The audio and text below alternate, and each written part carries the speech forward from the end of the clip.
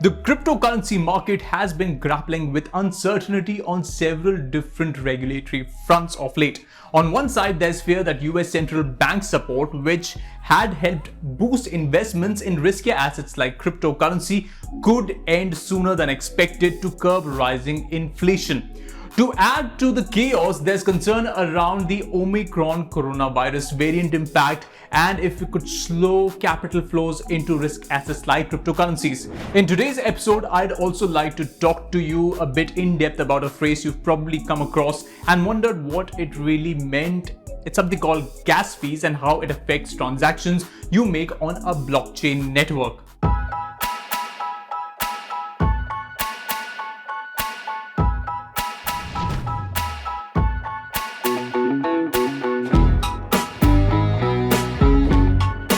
Hey, I'm Cyrus and this is Crypto Unfiltered as we dive into what's happening in the world of cryptocurrency this week.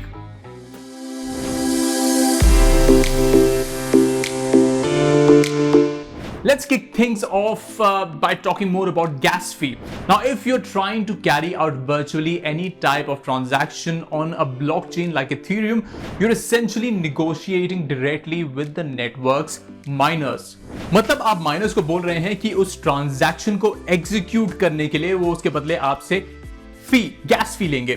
जैसे कभी कभी credit card में processing fee लगती है। जितनी ज्यादा आपकी ट्रांजैक्शन की कंप्यूटेशनल डिमांड रहेगी, उतनी ज्यादा आपकी गैस फी होगी। Gas is simply a unit that measures how much computational power your transaction needs to register on a blockchain network. Every time you engage in a transaction, it always requires computational power or what we can call energy.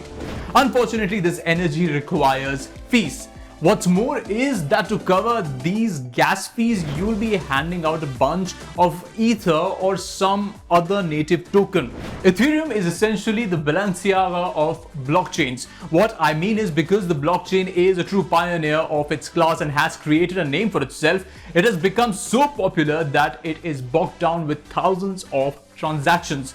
Currently, Ethereum can only process around 15 transactions per second, so miners are drawn to the highest bids first, which is one of the main reasons Ethereum charges some of the highest gas fees.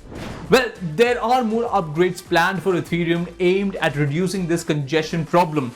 But with the boom of NFTs, it's likely that people will take to cheaper, newer, more efficient blockchains like Cardano, Harmony, Solana, and Polkadot.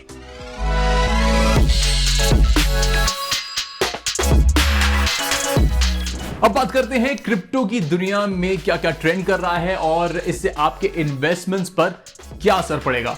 Rising inflation in the US has been something that has been bothering a lot of crypto investors lately.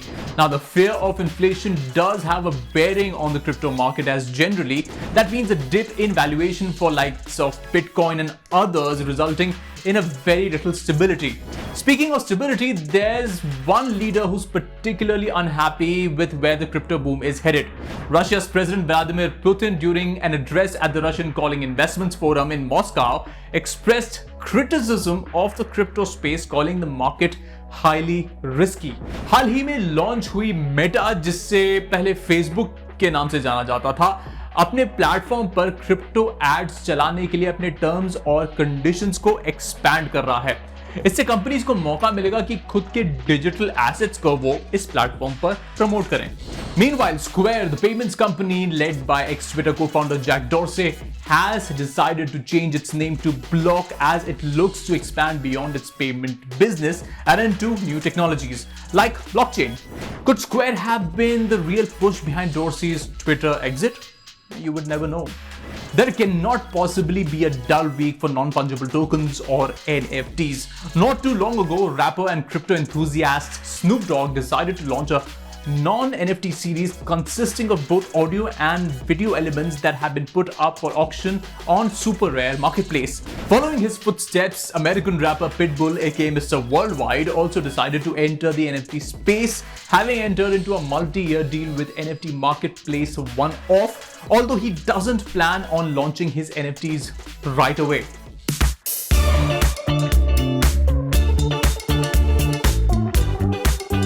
Bitcoin Bitcoin and Ethereum have had a tough time over the past week trying to get over the Black Friday slump, which saw both the top two crypto coins by market capitalization witness massive dips in value due to news of the coronavirus variant. In the topsy-turvy world of meme coins, there's a lot going on. While popular cryptocurrency exchange Kraken added support for Shiba Inu, ending a lengthy listing process that began earlier this month, Binance fixed a long-standing issue with regards to Dogecoin withdrawals. Elsewhere, popular metaverse cryptocurrencies, which have been all the rage since Facebook's entry into the space, saw the likes of the Sandbox, Alien Worlds, and Engine Coin dip in value in a big way. While some of the other metaverse tokens like Decentraland's Mana token have remained in the green, these three tokens in particular appear to be feeling the effects of market-related headwinds. Overall, crypto markets have tended to move in higher correlation to equity markets in recent days. Whether the similarity in momentum we are seeing between crypto markets and higher risk equities continues from here remains to be seen.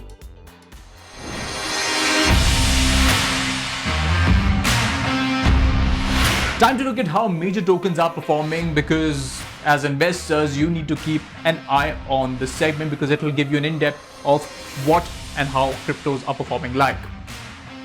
If we look at our crypto tracker for the week, we can see that Bitcoin has dropped by 0.05%, while Ethereum is up by 2.73%. Cardano has been doing well with a 2.50% rise in the last 24 hours, while Tether dropped by 1.29%. There are a lot of developments on the crypto space that are coming your way, so stay tuned to the show. That's it for this episode of Crypto Unfiltered for this week. If you have any questions around crypto or any jargon that you don't understand, please write to us on our Facebook or Twitter pages and we'll have an expert answer them for you. This is Cyrus signing off with the promise that I'll be back with more crypto next week. See you soon.